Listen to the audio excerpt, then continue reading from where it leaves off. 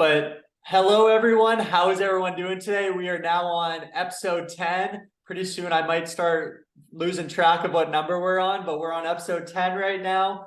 We got some good ones coming up. Today we are with Rick Dennis, the Chief Operating Officer of Painter One, and he is also a current franchise owner and has been for the last 3 years out of Ohio. So I'm really excited to really dive into his experience, not only as someone on the franchise side, on the kind of the franchisor side, but also a franchisee, feet on the ground, boots on the ground, kind of living a day in the life. So I think, I was actually just at a franchising convention and they're talking about how all these franchisees are now kind of moving over to the franchisor position. And I always kind of talk about just the alignment in franchising is always there. And I think that's kind of what we're seeing play out. So I just think that's super interesting. So Rick, thank you so much for your time today. Yeah, thanks for having me. So I think as people know now, if they've watched the couple recent podcasts, kind of like to start off, especially as kind of a younger entrepreneur, a lot of younger listeners, they might be 22, 23, about to graduate college. Can you just help someone understand where were you at that point? Obviously, people don't just kind of find out about franchising usually, but did you always kind of have a business path in college, or what was kind of the direction looking like when you were in college? I know for me, I was personally didn't really know what I wanted to do yet. So trying to figure it out all at once is kind of overwhelming. You nailed it right there. I'm not sure. I'm 43 years old and I'm still not sure I know what I want to do in life. And I that's true of when I was in college, graduating college. I knew things that interested me. And actually, so I originally, my major in college was, I was a communications major, but it was focused on visual communications, video production, graphic design. And I actually, out of college, started working for a video production company.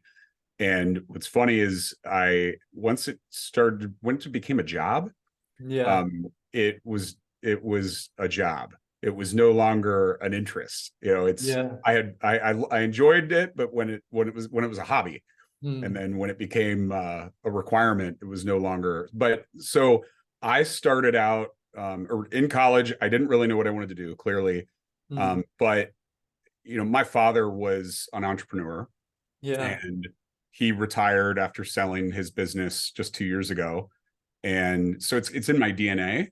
But I never really knew that. I never recognized that.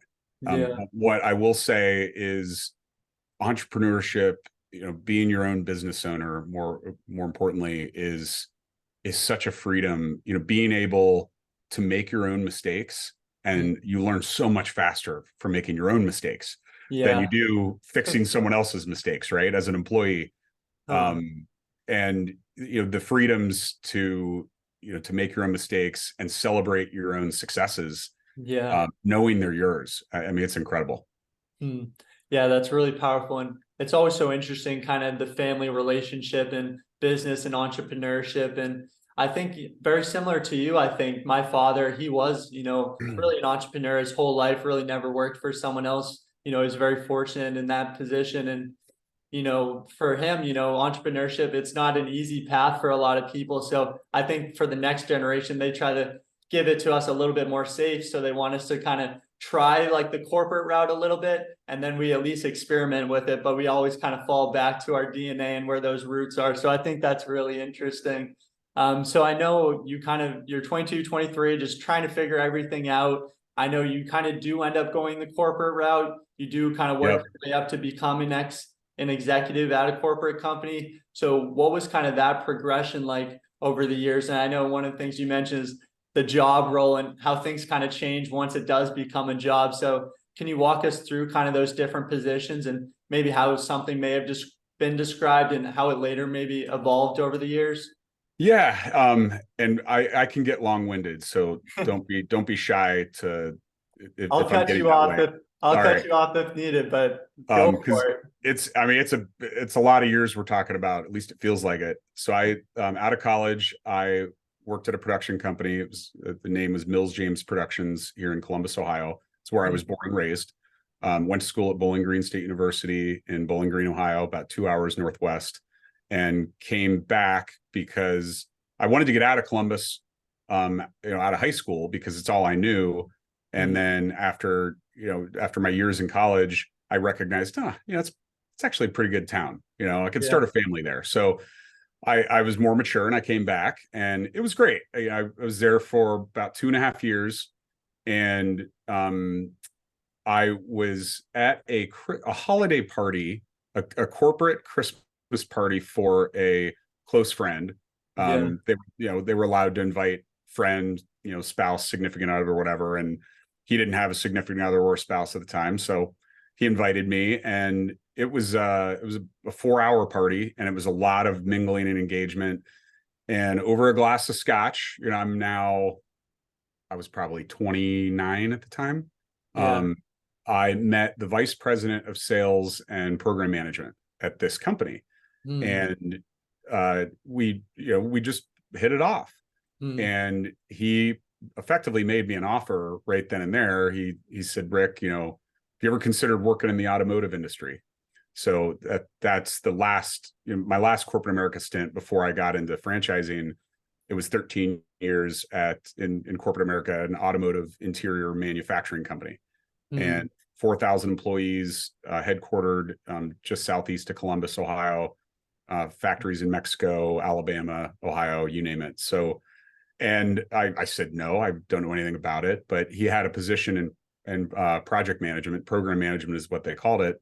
Mm. And it was somewhat entry level. I was young, and but he just liked our engagement, and went home, thought about it. Long story short, I accepted, and I was again there 13 years. When I was there, I Mm. started out in project management, and I enjoyed it, but I have ADD, Yeah. and I get, if stagnance is not exciting for me. Mm. So I'm always, once I kind of learn something really well and I feel like I've perfected it and it's all I can wring out of it, Yeah. I kind of look for what's next. Mm. And fortunately, the company I was working for saw the same in me, that once I hit a level of, nobody's ever perfect, but once I really dialed in my role, they saw an opportunity for me to jump into something else. So I started out in project management. I then went into inside sales. I then became a material manager Mm. for the Ohio manufacturing, so supply, demand, and production planning. And that was like ripping off a Band-Aid. I had no idea what I was doing. Yeah. And I even told my superiors that when they offered me the position. I said, guys, I don't have any experience in this. They said, we Yeah. know, but you've always been a fast learner, and we just believe we believe you could do it. And Yeah. okay.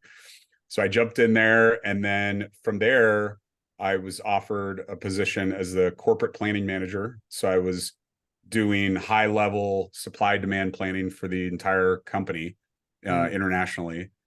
And then I was given the opportunity. There was the general manager of Ohio operations, over 2 facilities, was terminated very abruptly. Mm. And they came to me and said, Rick, you've got a pretty diverse experience now here. Mm. Where all the bodies are buried. Would you consider taking this role? And that was a big Yeah. leap. And we had 3 shifts in manufacturing operations. So that's how I lost a lot of this hair, is I recognized, when I'm sleeping, there's some maintenance workers that are doing PM on heavy machinery. Mm. It was hard to sleep because I'm afraid Yeah. of their safety, and I'm not there. But was successful in that. That's where I got massive experience with financial statements. I was in full Mm. control of the P&L for our 2 factories, and I did that for 2.5 years. And I actually then went to our C-suite, and I said, guys, I am losing my hair. Like, it's tough. Yeah. There were a couple of near safety incidents that just they were pretty terrifying, and it just wasn't in my demeanor. I care so much for people and safety and everyone's health, that I just said, guys, I'm more of a strategic guy.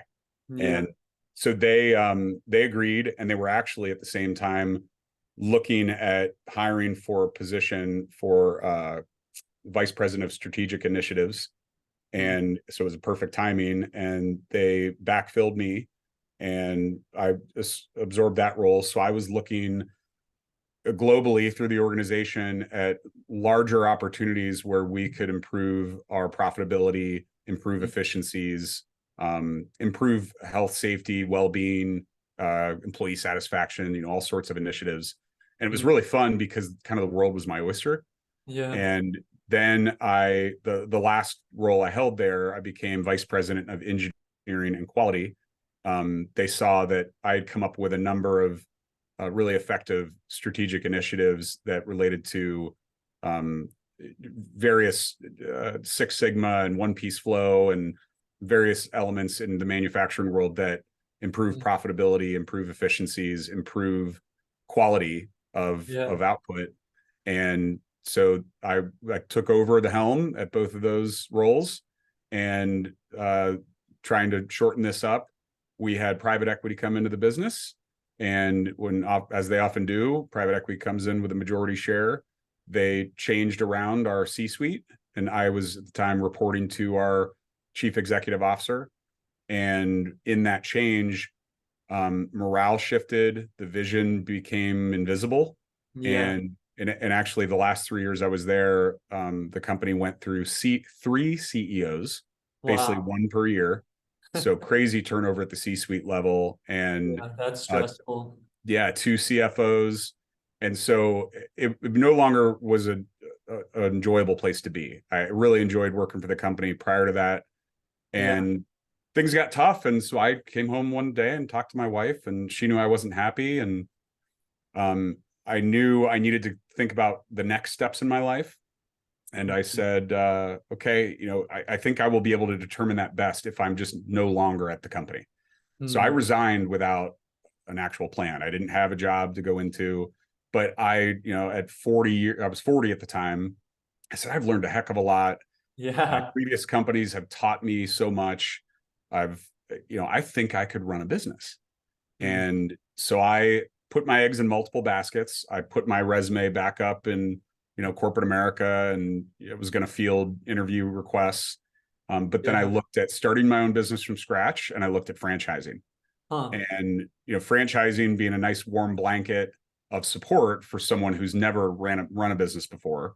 Mm. um, I felt I could probably start from scratch, but ultimately when looking at all three and talking to a great broker that I Yeah. still respect and talk to today, Mm. um, I just said, all right, let's try franchising. It'll get my feet wet, and Yeah.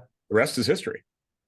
That's so fascinating. It all started off with you literally going on and literally meeting the vice president of the company just Yeah, pretty randomly. And that's literally yeah, one thing I always say, and a lot of my mentors say, is like you're always one opportunity away from literally like changing your life if you just like put yourself out there, one connection away, one relationship connect, away. engage, absolutely. Yeah, 100%. And It's not what you know, it's who you know in many cases. yeah, I think that's such a great lesson where a lot of times people complain about their salary and, year after year, they just want to make like a few $1,000s extra. And, overall, the power is really in someone else's hands. Yep. Whereas, in franchising, you're taking that control. So I think that's a really powerful point where just that one opportunity led to all your growth in this one company. And one thing I would be curious about, because at this company, it's not like you're just like in the finance department, like you worked your way up. You like tried like everything out and like succeeded. And obviously not a lot of people are able to grow at even in like a corporate role. So what were you like doing differently to like progress through? And was like education helpful for this, or was it really just your willingness to like change and really kind of No, just adapt? it's a great question, and I've asked myself that question before, and I think the only people that have the answer are those that were empowering me to have these opportunities. Hmm. Um, and I did ask one of them once, after I had left, and I'll give you a sense of what he expressed. The company, the folks above me in the company, they saw my ability to pivot Yeah. and my ability to multitask, my ability to absorb new things very quickly, Mm. and my motivation. I have a fear of failure, and I Mm. apply that in everything. And that was all evident to the powers that be. Mm. And so, but the opportunities, other than, actually, really, the opportunities that came my way and the jobs I had in this company, they were, I was not like put on some plan, where, all right, in a year, let's move Rick to this or Rick to that. Right. It was out of necessity. So Huh. there, in almost every case, it was an employee quit or an employee was terminated for various reasons. And when those things happened, they were reactive, Mm. and the powers that be said, all right, who would be a good fit for this role? We could hire from the outside, but from a Yeah. good succession planning perspective, the company didn't do succession planning very well, but they Mm. did at least look inside before they went to look outside. Huh. And when these almost all these roles popped up for those two reasons, they said, what about Rick? And like the material management was the really the big one. Yeah. That was my first fray into a domain that I had no college experience, no Mm. coursework. I Yeah. hadn't even, it's not like I was mentoring for the job. It Yeah. was totally out of my wheelhouse. And, I started reading books on it, and I challenged the people that offered me the job. I said, guys, what if I do terrible at this? I still would like to work here. Yeah. And they just said, Rick, you won't, we have full confidence in you. And I was Mm. terrified. Yeah. So anyway, that's kind of how it happened. So I guess the real answer is, it's everyone, and this certainly applies to any business owner, any franchise operator, is you've got to be motivated, Mhm. and having a fear of failure is a great thing. Um, Yeah. it's either a fear of failure or a motivation towards success. They're almost one and the same. Yeah. You've got to have that desire, and you've got to be tenacious for it. The sky's the limit if you have Yeah. those traits and characteristics. No, I really love that. And really, one of the goals of the podcast is to speak to successful people like yourself and help people that maybe, I always refer to this 97% number where 97% of people don't really know their why, their purpose. So helping Yeah. people see these successful people and understand that, when you were graduating college, you did not have all this figured out. You did not say No. you're going to be the CEO, a franchise owner, and you just kept taking these opportunities that I think 97% of people would say no to every time. And you said yes to it, and you said yes, yes, yes, and you just kept going. So I think it's a powerful lesson. A lot of days we want this instant gratification, but you were at the company for 13 years and it just led to that next opportunity. So I think that's really powerful, and kind of shifting a little bit as you do make that transition. It's really interesting, especially going a decade in corporate America. A lot of people want to hedge their risk. Most people would start applying for jobs, years in advance. But you left, and then you didn't have that paycheck coming in. What was kind of that time like? Kind of help someone kind of understand what that looked like? Because a lot of people in franchising, they're trying to understand what a job transition would look like, not Mhm. just leave the job kind of cold turkey and try to figure things out. So what was all that like in the moment? So that, I think that comes down, how I achieve that, it comes down to, what I think everybody should should really reflect upon and try to work towards is, don't ever put yourself in a position where your quality of living is an exact match to your compensation. Mm. In other words, if your lifestyle is X right now, and you've got a house and a dog and a car and everything's great, and then you are presented a new opportunity to make $30,000 more a year, Yeah. 50,000, it really doesn't matter, some bigger number a year, and you take it. Don't don't have your instinct be, oh, I'm going to buy a new house, I'm going to go get a bigger car. If you do that, and if you maintain that fray, then you're going to find yourself in a position where you can't do what I did. And that was, the income I had, I wasn't my spend rate wasn't commensurate with it, which means I was able to save. Right. And I had enough saved up before I made the decision to resign without a plan, where Yeah. I believed that through my wife's and myself and my son and our dog at the time, our quality of life and the memberships we had and whatever, that we could go approximately 6 to 8 months where I would have no income and we'd be fine. It would have Yeah. no impact. We wouldn't need to sell our house. We could just maintain everything as it was. Now, when I did trim some things. You know, Yeah. I did trim the fat a little bit so I could buy a little bit more time if I needed it. But that Mm. was huge because it gave me total freedom of mind. Yeah. I was able to really, really focus on, all right, what's next? And I had a great mentor who came at the right time, Mm. longtime mentor, but I never approached this. So the biggest struggle, you know, I went 3 years in corporate America where I wasn't happy with the new regime Yeah. and wanted to leave. But the question I kept asking myself is, what am I going to do for the rest of my life? I Mm. kept asking that and I couldn't answer the question. Just like we started this podcast here. I didn't know what I wanted to do in college. You're not sure you know what you want to do. I still don't. Yeah. And this great mentor came to me. It was shortly before I actually turned in my resignation. It was the trigger. He Yeah. said, Rick, stop asking that question. That's silly. And I said, why? He said, ask yourself what you want to do next. That's all you need to ask yourself. Because, okay, Rick, if you decide to, start a franchise, okay, you sign on for a commitment, but you could sell it inside of that, Yeah. and the commitment isn't forever. And you could go get another job in corporate America, and you could, you probably don't want to resign within 1 year, but Mm. you've got plenty of years left in your life. Don't think your next move and your next decision is the forever decision, Mm. because it won't be. It Yeah. could be if you wanted to. So that really helped me say, you know what? Yeah, I could start a franchise. I'm not committed to the end of the world. Like, I can start a franchise, and if I'm successful and I love it, then I can Mm. stick with it. Or, Yeah. I could sell it in 3 years or whatever. But at least I will know what I'm made of. Yeah.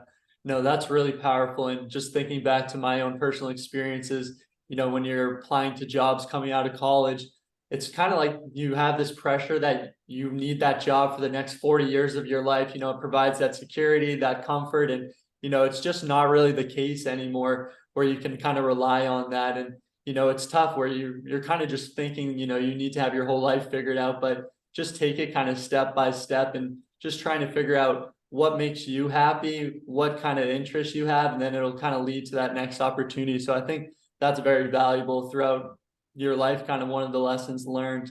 So Absolutely. you're kind of transitioning a little bit. How long was it before you actually made the investment into Painter One? And I know you worked with a broker as well. What was that process like? I know for most industries, brokers kind of have a bad rep where it's, you're getting charged for their time, their money, but franchising is just such a heavily regulated industry and things are just so different. So can you talk about your experience with the broker? How long did that process take? And when did you eventually make that investment into Painter One?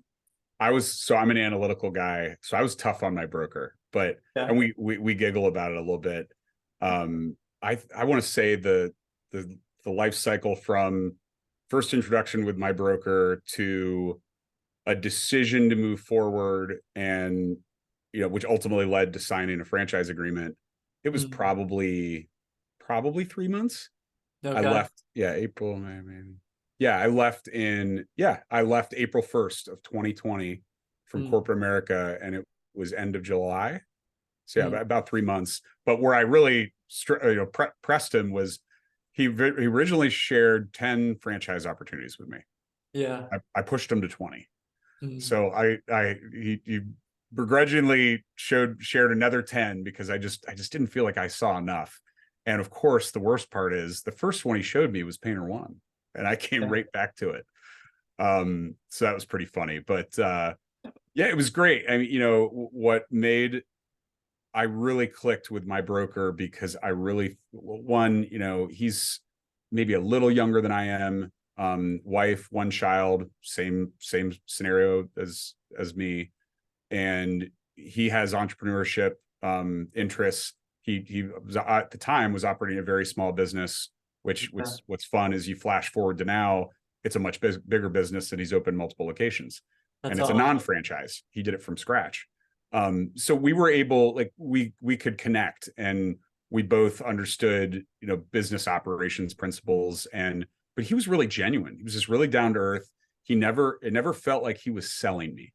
Mhm. He really just felt like he was guiding me, and Yeah. he was always attentive and supportive, and never pushy. Mhm. And I mean, I was thrilled from the get go. I don't know how, I found him through a Google search that led me to filling out some web form. And next thing I know, I get a call from Corey, and it was the perfect match. So Mhm. just, a broker that, yeah, I think many people would relate to this, not being, no one being pushy, but really guiding me and answering all the questions. And he was very, very familiar with the franchises he was presenting. Mhm. So when I asked questions, he wasn't scratching his head. Yeah. He could answer right then and there. And if there was some real detailed questions, which I, was fairly recognizing that, okay, that's probably beyond his, purview. Yeah.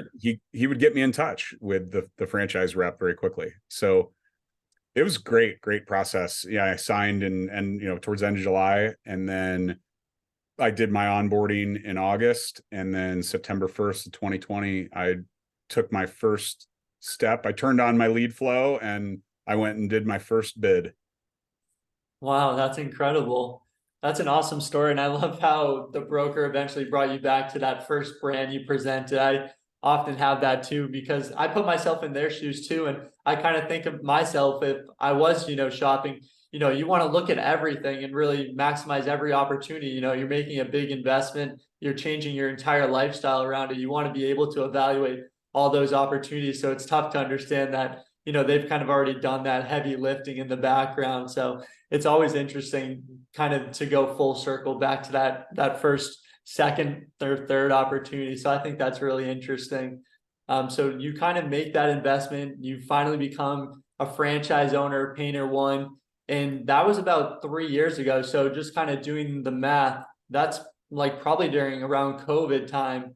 Yep. So what was it? Was that probably an additional kind of risk for you? And what was kind of the power also of a home service business during that time? What got you to, make that investment? Because I think a lot of times that's probably when people would shy away from putting money into a business, you would think.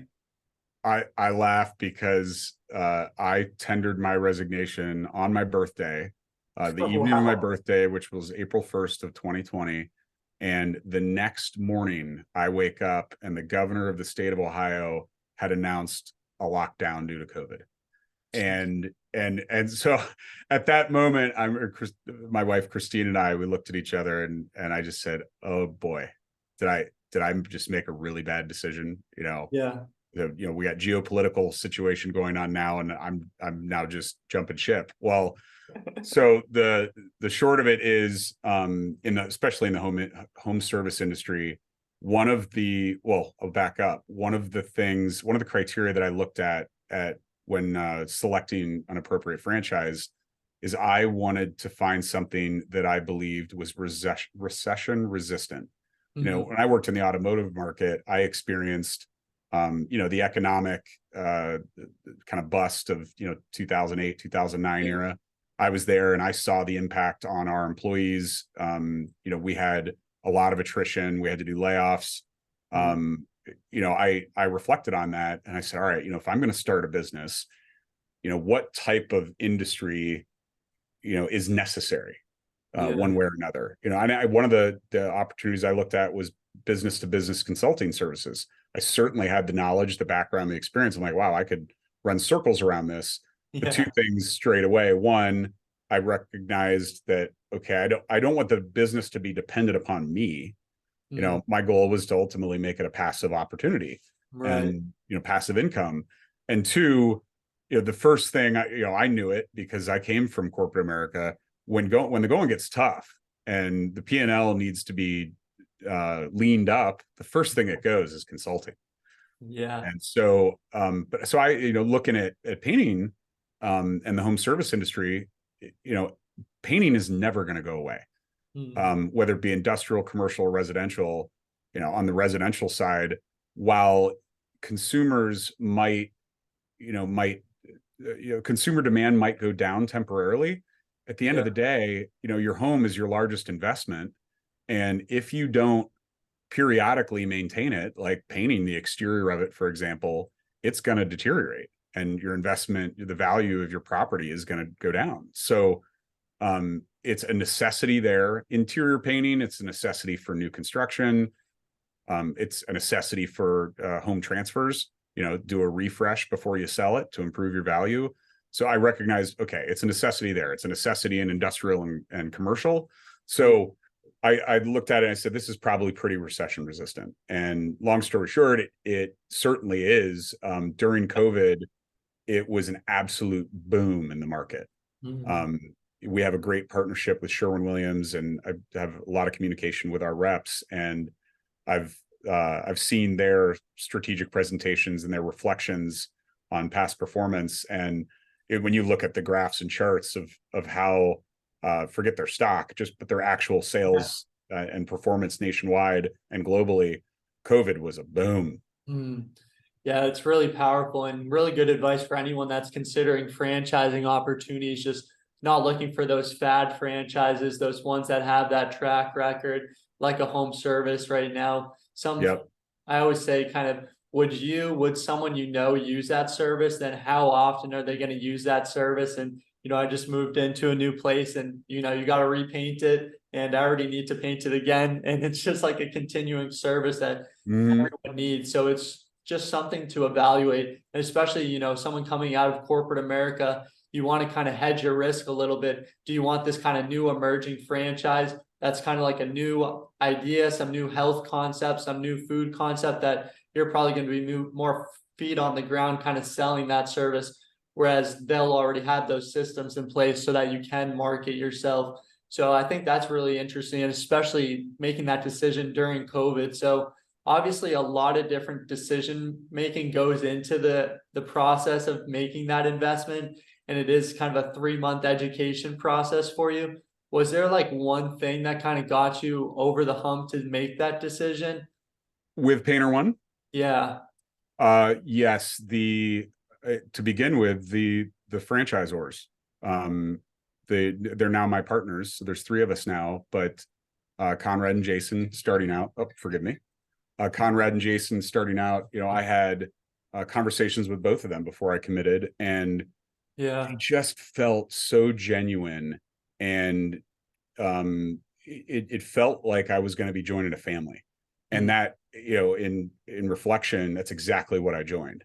And the other piece of it was the franchise model that they designed and that we still operate today, is based upon Conrad had previous ownership in another painting franchise prior to launching Painter One, and Jason and he reflected on a lot of the things that they wish they would have done differently in that organization, because they weren't as franchisee centric. They're, from a royalty rate standpoint and various other elements. And they said, all right, if we could do it all over again, how would we do it to make it a better balance and really to have a better partnership with our franchisees and make it more meaningful and impactful and prosperous for our franchisees? And that was evident when I looked at the organization. I mean, a declining royalty, that's not as common out there, or at least it wasn't.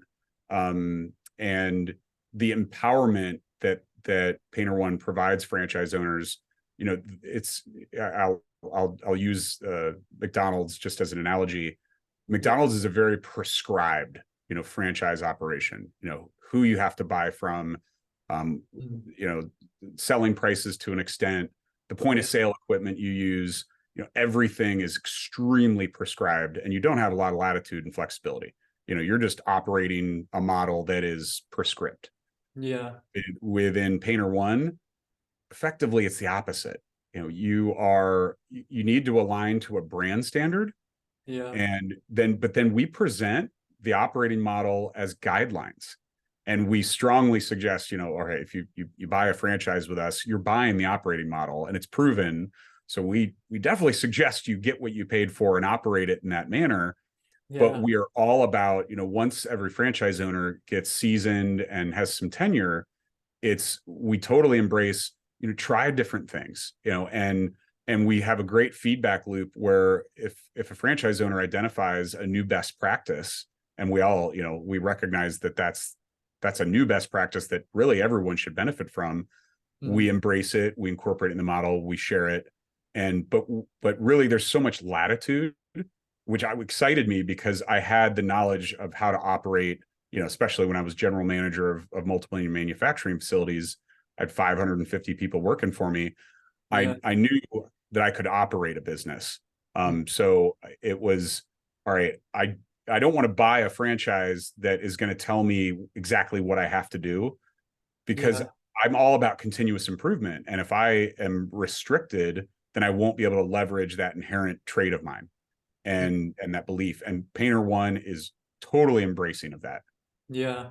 No, that's really interesting. And for the viewers out there that are considering the opportunity, obviously the title Painter One painting, but can you give the viewers just an overview of what are the franchise owners doing to derive revenue? What are the customers getting? Is it commercial, residential? What's kind of the high level of Painter One with the opportunity?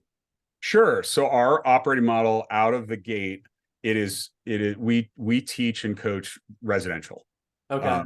residential, interior and exterior repaints. Hmm. There's other categories. There's new construction that has a level of complexity that we don't teach out of the gate. And then of course there's commercial, and that is another level of complexity and much higher risk, potential for reward too, but much higher Yeah. risk. So residential, interior, exterior repaints. And we leverage, we have 38 locations now. We leverage some of the brand power that is with growth that boosts or compounds our marketing and our, through our brand presence, especially in some states where we have multiple locations that are in relative close proximity. Okay. We operate. I know this can be a sticky point in the brokerage world. Like we operate on an open territory model, which Okay. it doesn't lend itself well for the 2-pack, 3-pack sale. I know those are desirable, but what it does from a selling perspective, it is huge for the franchise owner. So when you're in the home service market and you're operating as a service area business, as Google and the other engines call it, where we are doing business at the client's location. They're not coming to a brick and mortar store.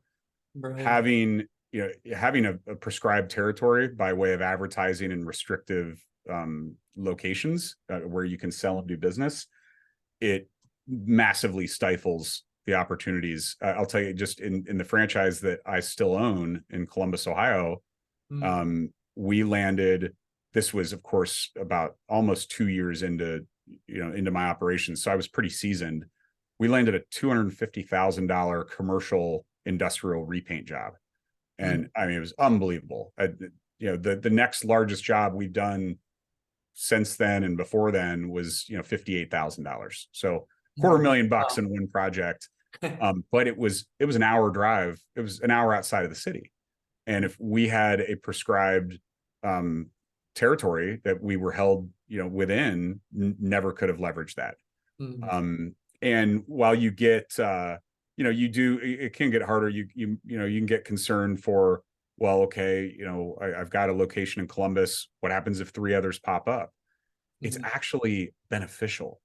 Again, you multiply your marketing and advertising efforts. And the vehicles driving around the city, instead of seeing 2 from one location, you might see 6 or 7 or 8 driving around the city, and they're like traveling billboards, and they help everyone. So the open model that we have is fantastic from an operations and an execution standpoint, being a home service model. And then, of course, we leverage to a lesser degree, we leverage paid lead generation service, and that's leverage right out of the gate. I think every home service brand has to follow that lead. Angie just keeps getting bigger and bigger. They're the elephant in the room. But yeah, and we have great, we have fantastic outside marketing partnership. Actually, we've just made a transition that will be completed after the first of the year, which we're delivering what was 4 different, I guess, corporate endorsed, corporate sponsored marketing paths, for advertising. We are now delivering over 50. Oh, So wow. we are doing a hybrid in-house and outsourced marketing agency and marketing support service campaign, which is absolutely phenomenal. Our franchise owners, I when I came to this role as COO, I recognized a lot of the weaknesses, and I was looking at opportunities from the eye of a franchisee. So the first thing I did when I came in is, okay, let's deliver some of these things. I'm now empowered to deliver some of these things that I know all of my peers would absolutely die for. And they're thrilled, being able to have all these new opportunities, and we can then all leverage best practices from that. And I could go for hours into the detail of some of these marketing opportunities. And then, we have a customized in-house proprietary CRM system for estimating and project management, which is also really, really, really, really slick. Yeah, that's really, really powerful. And always one of the things with candidates when they're trying to evaluate the right opportunity is the corporate leadership. And you already kind of dove into the 2 founders, and they've had literally decades of experience kind Oh of yeah. figuring out what works, what doesn't work. And I just think your experience as well, being a franchisee and now kind of being on the franchisor side, you've made that investment, you understand taking that risk, all the decisions that a franchisor makes, you personally feel that in your lifestyle. So I think it just makes the relationship so much more beneficial on both ends, just more alignment in franchising. So I just think that's really powerful. And one kind of digging off the point of no territories. And I think that's interesting how you kind of build up all the marketing support. And like you said, you just build up more vans, it builds up more marketing power. And literally, I always say, like, one of the biggest differences between franchising and trying to start your own business is brand recognition. The fact that you can put the Painter One logo in a different location and people are like, oh, I know what that is. I know who Jason is. So it's Yep. just different ways of brand recognition and making it more easy. Hedging that risk is always a big trend. So as we kind of do talk about this alignment, one of the things that Painter One does that is so unique, and you kind of touched upon it, but I definitely want to dive into it a little bit more for the viewers. You guys offer a 10% equity pool for franchise owners, from what I understand. Could you dive into how that works? What does that look like? And Yes. what was even the decision process for you guys to make that decision? It is not true equity in the sense. It is the best term for it is a sale transaction bonus. Okay. So the 10% pool is, if in the event, myself and my partners, if in the event down the road, as this brand grows, we were to sell, the franchise to whomever, private equity, a private investor, whatever, upon the sale of the franchise to the new buyer, 10% of those net proceeds will get distributed among all of the franchisees in the system. Okay. And so it's 10% equity from the standpoint of a sale, but it Yeah. doesn't mean that there's like equity distributions, Right. coming out on a recurring basis. So that's really the only difference. But why? Really, it was for nothing else, nothing other than Conrad and Jason recognized that it was seemingly unique, and why not present to all of the customers, because that's who the franchise owners really are. They're our Yeah. customers. Present to our customers that they have stake in the game too, and they have stake in the success of the overall brand. Yeah. And the bigger it gets, and it's I think it's while nobody can put a timetable to this, it's reasonable to believe we're still a relatively small brand when you consider some of the big boys and girls out there.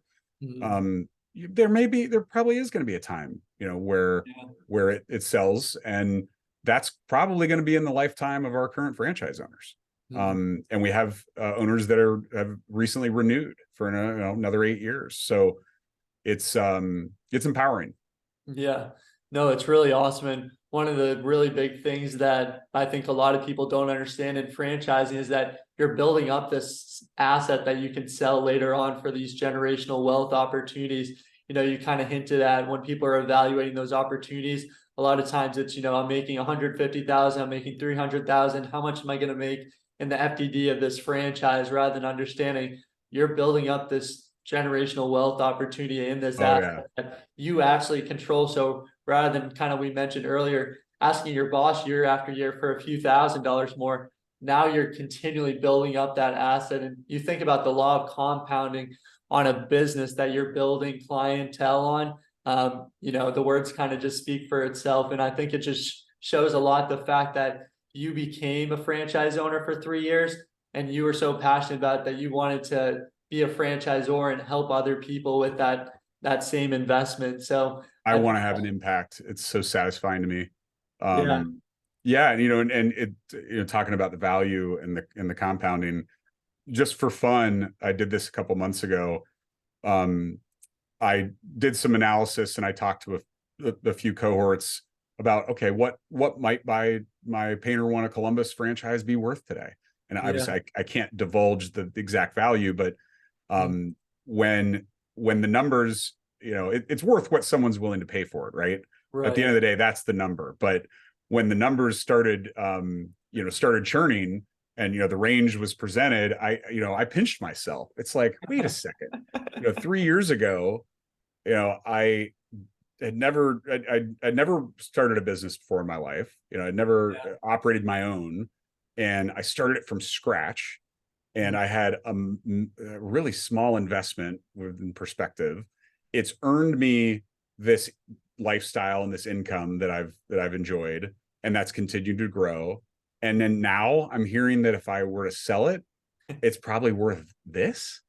And it just and then really starts to get exciting. Then the wheels start spinning in your head, and you start thinking, well, what if I did sell it and I had that kind of money? What could I do with that money? yeah. What can I do next? And so I haven't sold it. I still have Painter One of Columbus, and it's actually it's great because I still keep the pulse Yeah. directly, and direct influences me. I have the pulse of what's going on in the field and what's likely impacting in the market, from Yeah. for the other franchisees.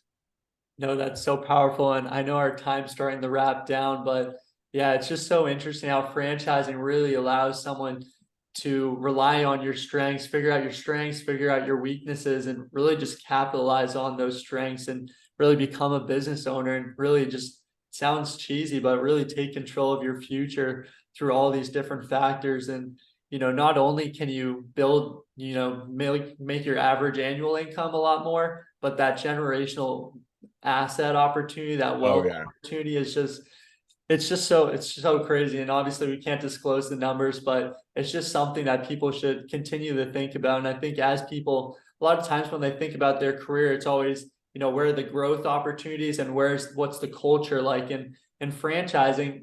You can beat your average annual income, you can build this generational wealth asset. And then with the culture, you meet with a broker, that aligns with your interests, your lifestyle, your financial goals, and then you can evaluate that culture like you did. And the culture is so strong that you had to be a part of it. So I think that's super interesting.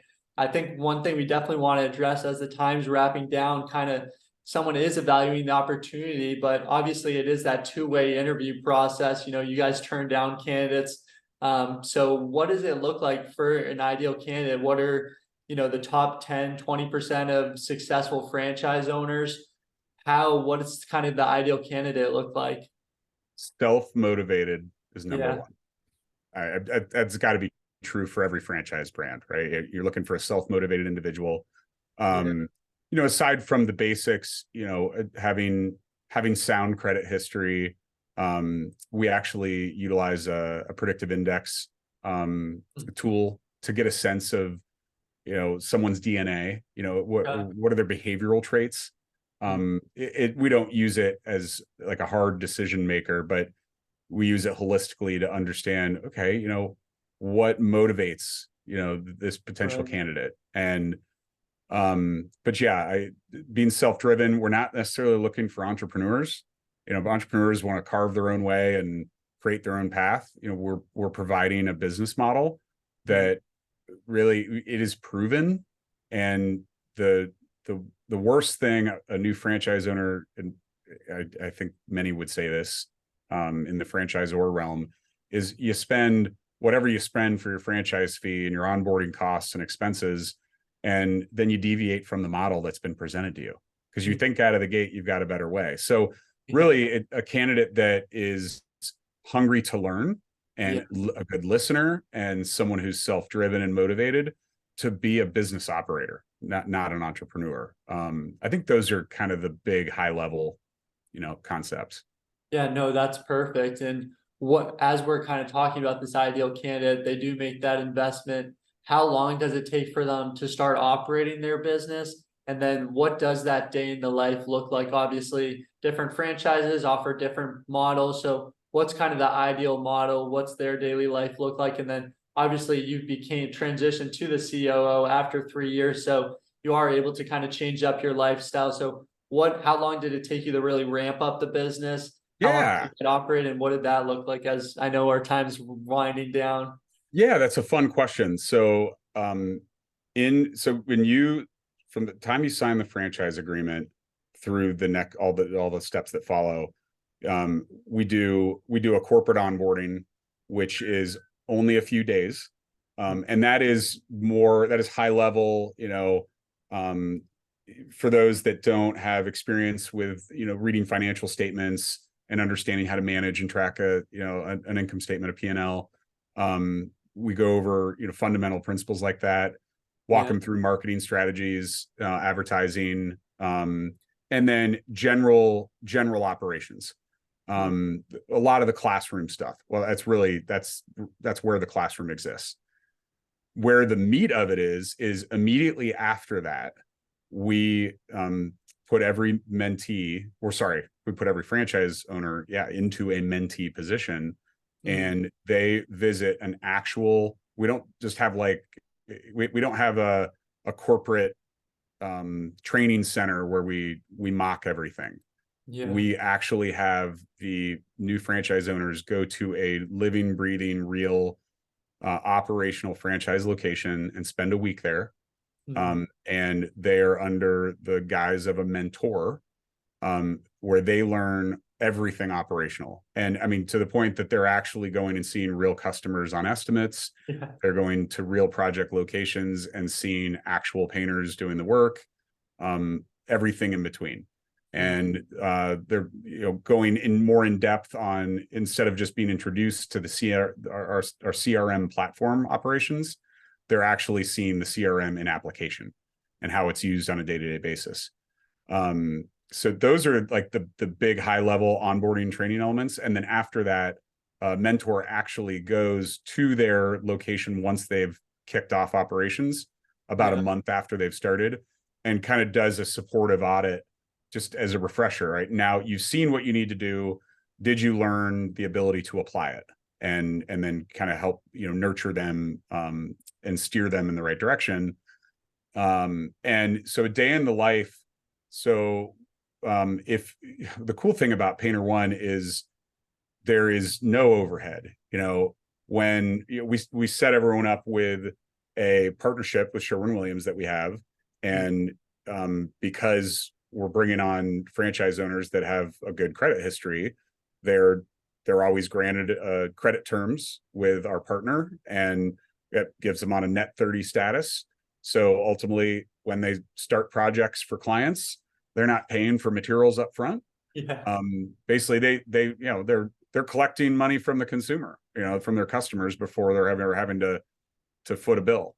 Mhm. So there's very low upfront cash, and Yeah. in many cases, you are leveraging subcontractor painters in the beginning so that you can get a gauge of their quality. It's because it's very difficult to gauge your labor in this industry without actually seeing them do the work.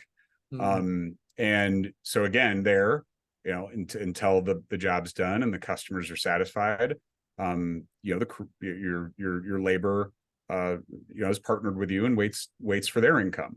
Yeah. So your upfront costs are extremely low from an operating sense. And there are tiers from a full-time equivalent, from a employee standpoint. We make suggestions, and there's a great model for how we suggest you add employees into your organization. Your administration, your project management, your admin, office management, your estimation, team, Yeah. all those various roles. We sequence them out. But what I recommend, I did this. I decided I wanted to be an expert in everything when I started my franchise. I Yeah. didn't start with employees. I wanted to do everything because I've learned from my previous life, the best coach and teacher is someone who's done it themselves. Mm. So when I was bringing on my first employees, I did their job. The job that I was teaching them how to do, I lived it. I breathed it. I created training videos for them on how to do it in a very detailed manner. A lot of that already exists within our operating manual in the franchise, but I did some custom things based on our logins and whatever. Yeah. Um, so yeah, No, does that's that kind of answer a question? No, 100%. And that's really powerful that you've literally started from like the very bottom of the company to literally your position now, and you've literally seen it all. And going back to, your decisions at the top affect the people everywhere in the organization. So there's just all this alignment in franchising that's just so powerful. So as our time is winding down, overall, you did make that investment. You met with the broker, you had a general idea what your day in the life would look like, and then eventually you did make that investment. Now you are here today, 3 years later. What do you what's your advice for someone that maybe is in corporate America, someone that maybe has considered business ownership, someone that maybe has an entrepreneur in their family, someone that just has that itch, or maybe someone that's worried about the state of the economy, not sure if they'll get fired, someone just trying to figure out their life, thinking of those next steps. What do you tell that person? And do you have any regrets looking back? Would you ever go back to corporate America? I Yeah, I can't see a future where I go back to corporate America, but I think the answer to that depends on, you know, who might I be engaged with. If it's good people is everything. If you've got good people around you, it changes your life. Yeah. With people that are considering buying a franchise, and not just Painter One, I would say in general, um, if you are an employee of an organization, and you got to really ask yourself this question: do I wait for work to come my way? Is my next task that I need to do in my job, am I dependent upon it coming to me? Mhm. And that's what you do, then be cautious, because when you own your own business and you're starting a franchise, you can't be waiting for anything. You Mhm. need to be motivated. You need to be thinking about what you need to do next before you even need to do it. And you need to have that mindset. You're not playing, catcher with the glove behind the mound. I mean, you're the pitcher, Yeah. and that's how you need to think about everything. I would also say, yeah, you just, again, motivation is key. Mhm. It is a sizable investment to buy any franchise, some more than others. Right. And while you can get loans to get off the ground, it can change your future if you're not successful. Right. And you're going to go into some serious debt, or you're going to, cash out your 401k, and that's your future retirement. Um, don't be scared. And if you are scared, that can be a positive if you Yeah. leverage it, right? But you just don't ever think that buying a franchise is going to be something that's easy and it's just going to print money and it's going to do its own thing. That Yeah. is not what this is. Running a business is, if you're used to working in corporate America in a job with, as an employee within a structure and, tiers of hundreds of people, you're a cog in a wheel and Mhm. you're serving a good function, but you have to be a go-getter when you're on your own. Yeah. No, that's really powerful, Rick. And I know the hour wrapped up, and I really appreciate your time today. I think the viewers learned a lot, and to hear your success story, and your journey throughout corporate America. And I think the biggest lesson for me is just the fact that you just never said no. You just continue to do the next thing and just continue to lead to the next opportunity. And And it for was terrifying often. yeah, no, it is. And that's the scariest thing when you don't know what you want to do. And, you Mhm. feel like you're on step one, trying to compare yourself to all these different people. But just understanding that, all these successful people were once in your shoes. I've been in your shoes 100%. Just keep going forward, build new relationships, and you'll find these new connections and it'll lead you to that next opportunity. So rather than feeling helpless, just put yourself out there. I challenge you, just meet one new person today, and I'm sure it'll do some wonders for you if you just continue to do that every single day. So, Rick, I greatly appreciate your time on episode 10 of the Conquer the Mind podcast.